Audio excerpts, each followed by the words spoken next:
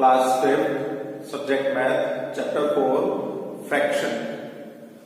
देखिए बच्चों, हम चैप्टर 3 कंप्लीट कर चुके थे। नेक्स्ट हमारा चैप्टर आता है फ्रैक्शन कॉमन। इसमें हम कॉमन फ्रैक्शन करेंगे। नेक्स्ट जो चैप्टर है आपका वो डेसिमल वाला फ्रैक्शन होगी, उसमें उस चैप्टर को हम पढ़ेंगे इसके बाद। तो सबसे पहली बात आती है फ्रैक्शंस होते क्या हैं। देखिए फ्रैक्शन की अगर मैं बात करूं तो एक कंप्लीट थिंग, यानी कोई भी एक कंप्लीट चीज है और उसके हम कुछ पार्ट कर देते हैं, उसके हम कुछ पार्ट कर देते हैं, 2 पार्ट्स कर देते हैं, 3 पार्ट कर देते हैं।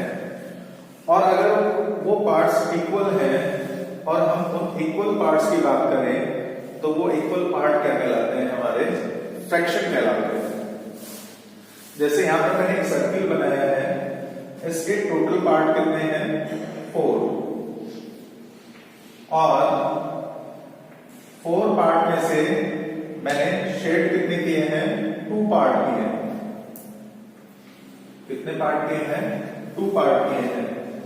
तो नंबर ऑफ पार्ट्स यानी टोटल पार्ट्स में से जितने पार्ट्स की हम बात करते हैं तो दोनों को मिला के क्या बनती है, एक फ्रैक्शन बनती है। ये फ्रैक्शन कहलाती है। जैसे मैं आपके पास एक चॉकलेट है और उसके टोटल पार्ट कितने हैं, 6, और 6 पार्ट में से आपने 1 पार्ट खा लिया या किसी को दे दिया। तो हमने देखिए टोटल पार्ट 6 हैं और सिर्फ हम 1 पार्ट के बारे में बात कर रहे हैं जिसको खाया जा चुका है। तो ये 1/6 क्या हो जाएगी, फ्रैक्शन। जो टोटल नंबर ऑफ पार्ट्स होते हैं, टोटल नंबर ऑफ पार्ट्स होते हैं उसे हम बार के नीचे लिखते हैं। देखिए ये जो एक छोटी सी हमने ये लाइन, स्लिपिंग लाइन बनाई है, ये बार होती है। बार के नीचे टोटल नंबर ऑफ पार्ट्स होते हैं और बार के ऊपर जितने पार्ट कंसीडर किए जाते हैं वो होते हैं। बार के नीचे टोटल नंबर ऑफ पार्ट्स होते हैं, इसको हम कहते हैं डिनोमिनेटर। इसको हम क्या कहते हैं, डिनोमिनेटर। और इस बार के ऊपर जितने पार्ट्स होते हैं जिनको हम कंसीडर करते हैं, जिनके बारे में बात करते हैं, वो होते हैं न्यूमरेटर। वो क्या कहलाते हैं, न्यूमरेटर। जैसे इसमें 6 क्या है, डिनोमिनेटर, और 1 क्या है, न्यूमरेटर। इसमें 4 डिनोमिनेटर, 2 न्यूमरेटर। जैसे इसमें देखिए फ्रैक्शन है 3, इसमें क्या है, डिनोमिनेटर, और 2 क्या है, न्यूमरेटर। तो ये थी फ्रैक्शंस की बात कि फ्रैक्शन क्या होती है, कैसे हम फ्रैक्शन बनाते हैं, और फ्रैक्शन के जो पार्ट होते हैं उनको हम क्या कहते हैं। अब देखिए फ्रैक्शन के टाइप ऑफ फ्रैक्शंस। तो हमारा फर्स्ट टाइप है like fraction. Like fraction, fraction को हम हिंदी में कहते हैं भिन्न। तो देखिए टाइप ऑफ फ्रैक्शंस कौन सी हैं। पहली है लाइक फ्रैक्शन। लाइक फ्रैक्शन क्या होती है, ऐसी फ्रैक्शन जिनमें डिनोमिनेटर एक जैसे हो। अब देखिए इस फ्रैक्शन में 3/8 में भी 8 है, 5/8 में भी 8 है, और 7/8 में भी 8 है। इन सबके डिनोमिनेटर सेम है, न्यूमरेटर अलग अलग है। तो ये फ्रैक्शन क्या कहलाएगी, लाइक फ्रैक्शन। और ऐसी फ्रैक्शन जिसके डिनोमिनेटर अलग अलग हो, सेम नहीं हो, जिसके डिनोमिनेटर अलग अलग हो, सेम नहीं हो, चाहे न्यूमरेटर सेम हो लेकिन डिनोमिनेटर अलग अलग हो, ऐसी फ्रैक्शन क्या कहलाएगी, अनलाइक फ्रैक्शन। देखिए प्रॉपर फ्रैक्शन। प्रॉपर फ्रैक्शन क्या होती है, ऐसी फ्रैक्शन जिसमें न्यूमरेटर डिनोमिनेटर से छोटा हो, जिसमें न्यूमरेटर डिनोमिनेटर से छोटा हो। आप इसमें देखें 1/5 में 1 5 से छोटा है, 2/3 में 2 3 से छोटा है, और 4/9 में 4 9 से छोटा है, तो ये कैसी है? प्रॉपर फ्रैक्शन है। इसी तरीके से इम्प्रॉपर फ्रैक्शन देखिए, इम्प्रॉपर फ्रैक्शन क्या होती है? ऐसी फ्रैक्शन जिसमें डिनोमिनेटर न्यूमरेटर से छोटा है, डिनोमिनेटर न्यूमरेटर से छोटा है। देखिए 4/3 में न्यूमरेटर 4 है, डिनोमिनेटर 3 है और 3 जो है 4 से छोटा है, यानी डिनोमिनेटर न्यूमरेटर से छोटा है। इधर 5/2 में भी देखिए 2 डिनोमिनेटर 5 न्यूमरेटर से छोटा है।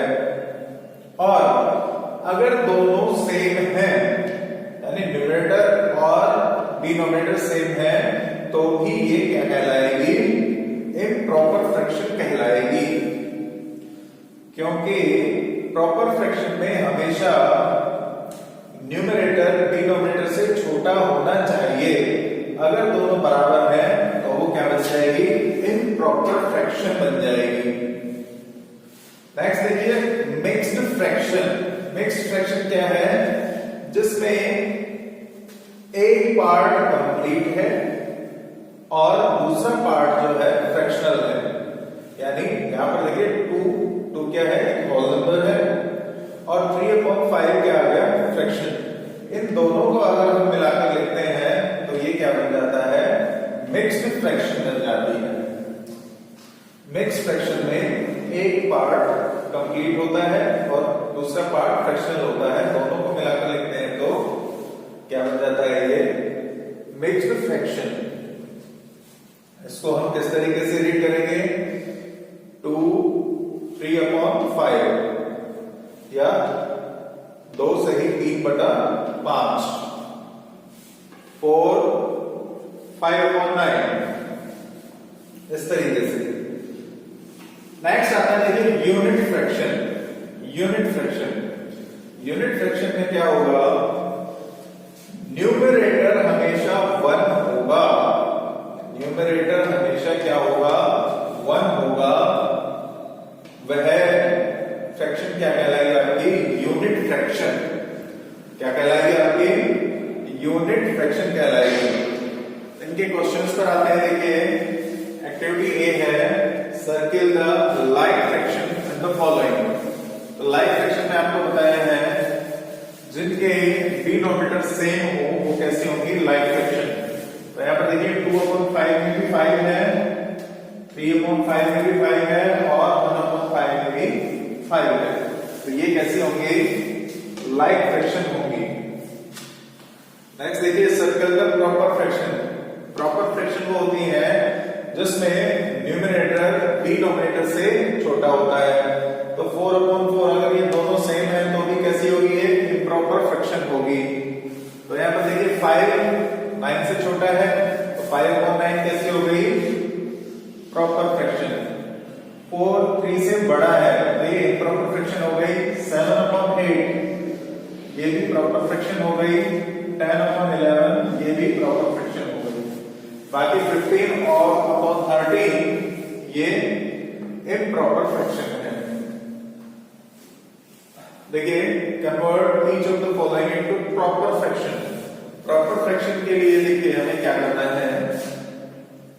ये इम्प्रॉपर फ्रैक्शन दी हुई है क्योंकि देखिए न्यूमरेटर डिनोमिनेटर से बड़ा है, तो आपको क्या करना है? इस तरीके से डिवाइड करना है। देखिए 10/3 का मतलब 10 डिवाइडेड बाय 3। 10 को 3 से डिवाइड करेंगे, देखिए 3 3 9 और 1 क्या बन जाएगा? रिमाइंडर। तो जो आपका क्वोशिएंट आता है, क्वोशिएंट पहले क्वोशिएंट लिखेंगे होल नंबर को, फिर उसके बाद रिमाइंडर और उसके नीचे क्या लिखेंगे? डिवाइजर। तो ये फ्रैक्शन क्या बन जाएगी हमारी? देखिए 3 क्वोशिएंट लिखा है मैंने, सबसे पहले होल नंबर क्वोशिएंट, फिर रिमाइंडर 1/3। आप इसको बाद में चेक भी कर सकते हैं। देखिए 3 3 9 9/10 10/3 आ जाएगा। इसका मतलब हमारे ये फ्रैक्शन सही है। इसी तरीके से देखिए 35 को आप डिवाइड करते हैं 8 से, 8 4 32, कितना बचेगा रिमाइंडर 3। तो आप इसको कैसे लिखेंगे, देखिए क्वेश्चन, सबसे पहले क्वेश्चन 4, ये कंप्लीट होल नंबर है 4 लिखेंगे, बाकी रिमाइंडर, फिर उसके अपॉन में डिवाइड 4 3/8। तो ये कैसे हो गई, प्रॉपर फ्रैक्शन हो गई है, देखिए, या इसको मिक्स फ्रैक्शन भी कह सकते हैं। इसी तरीके से देखिए, convert each of the following into improper fraction. ये एक मिक्स फ्रैक्शन दे रखी है, या इसको आप प्रॉपर फ्रैक्शन भी कह सकते हैं। इसको हमें इम्प्रॉपर फ्रैक्शन में चेंज करना है। तो आप देख सकते हैं 1/6 में ये क्या है, क्वोशिएंट, ये क्या है रिमाइंडर, और ये क्या है डिवाइजर। अगर आपको डिविडेंड निकालना हो तो कैसे निकालेंगे, divisor multiply by quotient plus remainder, divisor multiply by quotient plus remainder. हमने यही किया, देखिए 6 मल्टीप्लाई बाय 1 प्लस 1, तो 6 का 1 से मल्टीप्लाई करेंगे तो कितना आएगा, देखिए 6 ही आएगा, और 6 प्लस 1 करेंगे तो कितना आएगा 7। 7 क्या आ गया हमारा, डिविडेंड आ गया, क्या आ गया, डिविडेंड आ गया। और डिवाइजर ये है, तो इसको हम कैसे लिख सकते हैं, 7/6, 7/6। तो आप देख सकते हैं 7 जो है यहां पर न्यूमरेटर है, और 6 डिनोमिनेटर है, न्यूमरेटर डिनोमिनेटर से बड़ा है। आप इसको इस तरीके से भी लिख सकते हो। 7/6 का मतलब भी यही होता है कि 7 डिवाइडेड बाय 6, 7 को डिवाइड करना है 6 से। या आप इसको इस तरीके से भी बना सकते हैं, 6 डिनोमिनेटर है, 1 होल नंबर है, और ये 1 क्या है, न्यूमरेटर। तो आप इसको इस तरीके से भी लिख सकते हैं, देखिए denominator multiply by whole number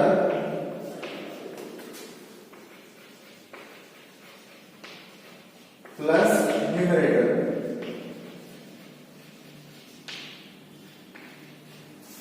आप इसको इस तरीके से भी लिख सकते हैं, और इन सबके अपॉन में क्या आ जाएगा, डिनोमिनेटर।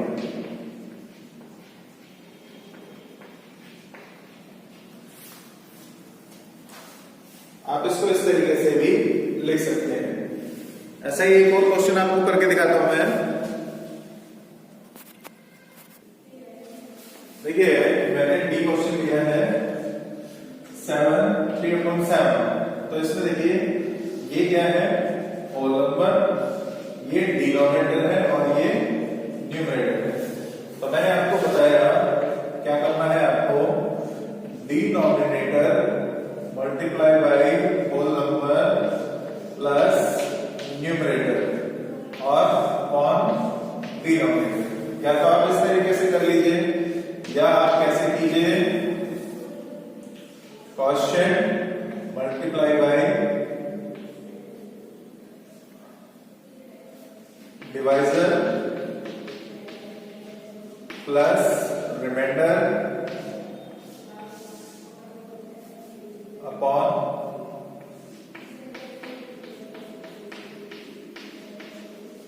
डिवाइजर। आप चाहे कैसे भी कर सकते हैं, यहां पर 7 डिवाइजर है, ये 7 क्वोशिएंट है, और ये 3 रिमाइंडर है। आप चाहे कैसे भी कर सकते हैं। देखिए इसको ऐसे करेंगे तो 7 मल्टीप्लाई बाय 7 प्लस 3/7, और इसमें भी सिर्फ उसी तरीके से जैसा आपको ऊपर बताया है। तो देखिए 7 7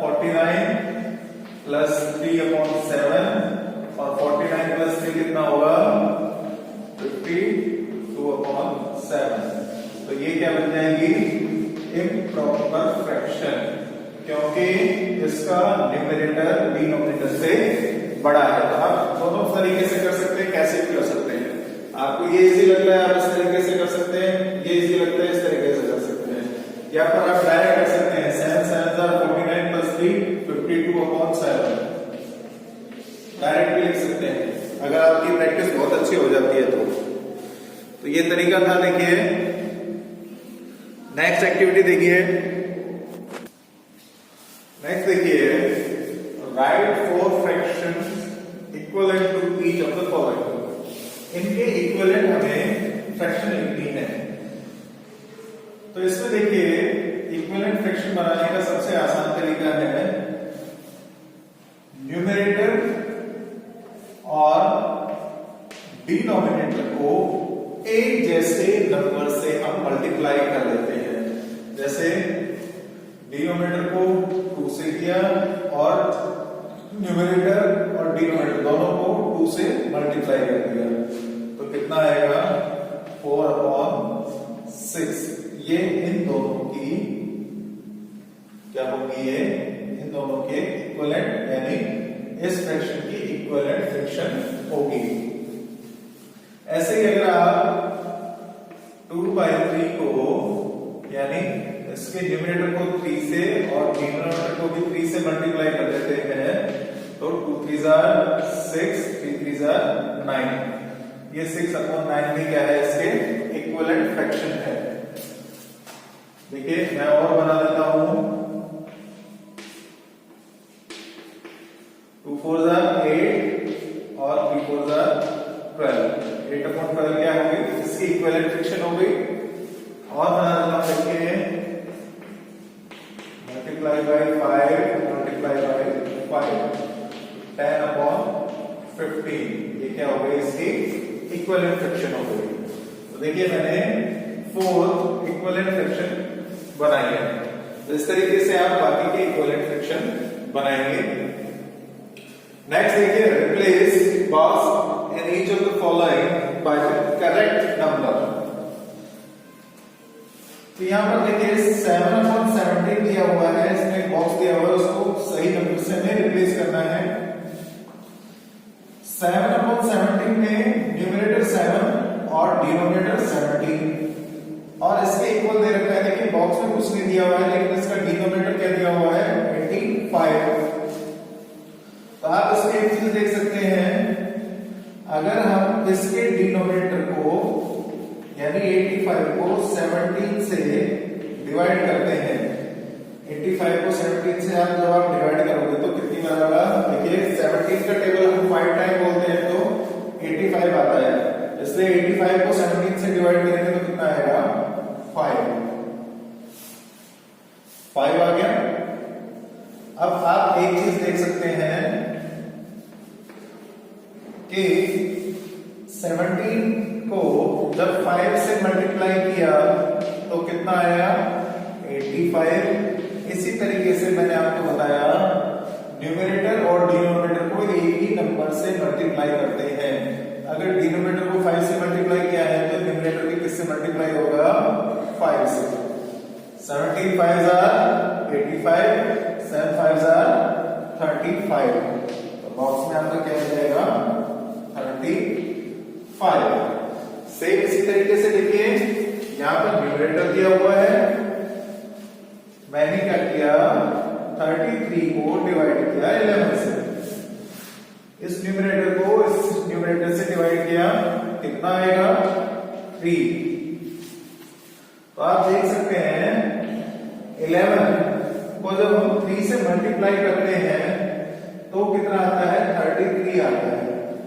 इसी तरीके से जो डिनोमिनेटर है यानी 27, इसको भी जब हम 3 से मल्टीप्लाई करेंगे तो कितना आएगा 81, क्योंकि 27 के टेबल में जब हम 3 टाइम्स काउंट करते हैं तो कितना आता है 81। अगर नहीं कर सकते आप टेबल से तो आप डायरेक्टली मल्टीप्लाई कर सकते हैं।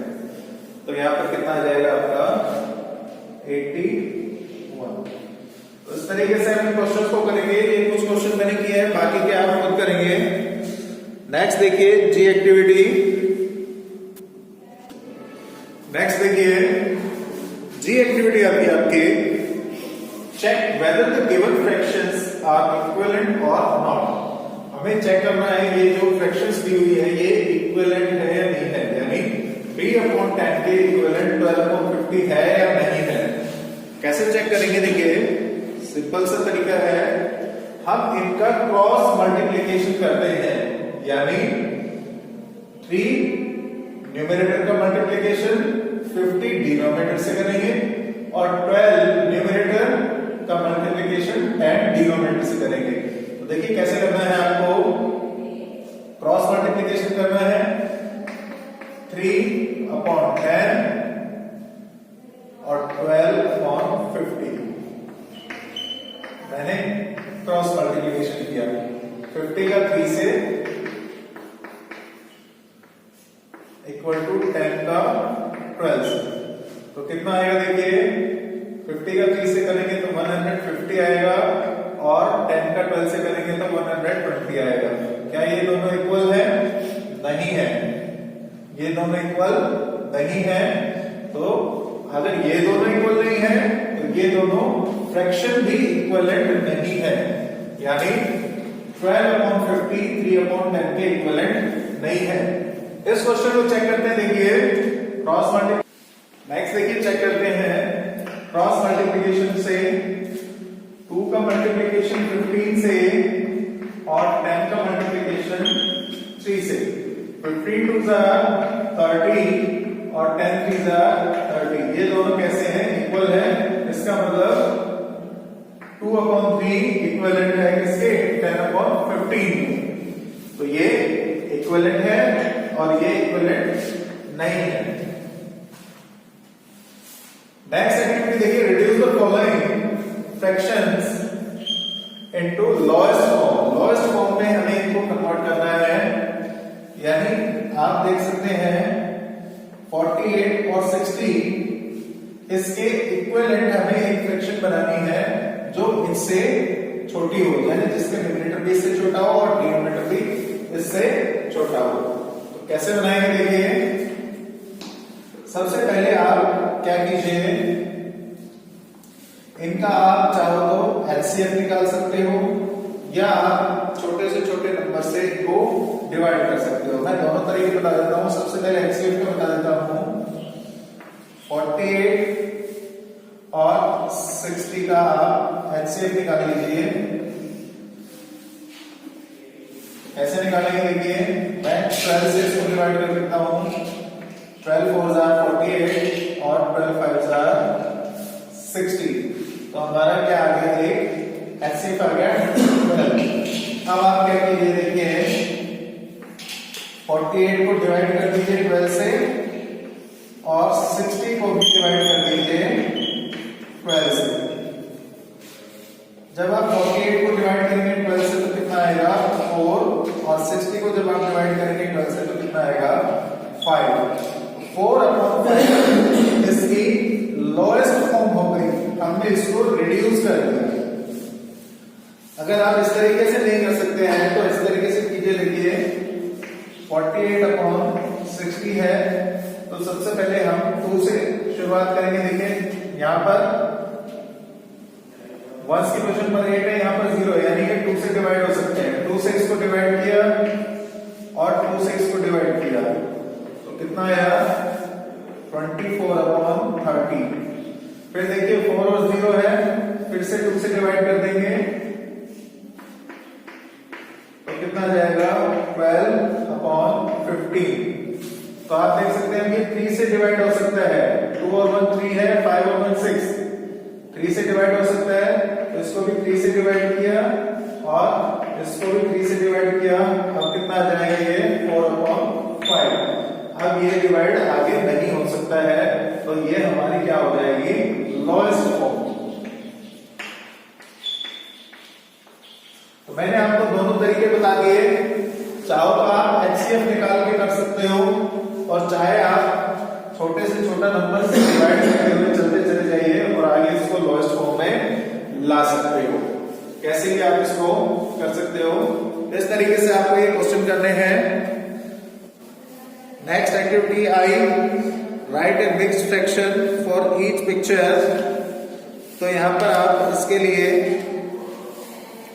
खुद इसको लिखेंगे, खुद बनाएंगे इसकी फ्रैक्शन। नेक्स्ट क्लास में हम आगे की एक्टिविटी करेंगे, यानी एडिशन और सब्ट्रैक्शन की एक्टिविटी करेंगे। तब तक आप इनकी अच्छे से प्रैक्टिस कीजिए, ज्यादा से ज्यादा प्रैक्टिस कीजिए ताकि आपको ये अच्छे से आ सके। Thank you.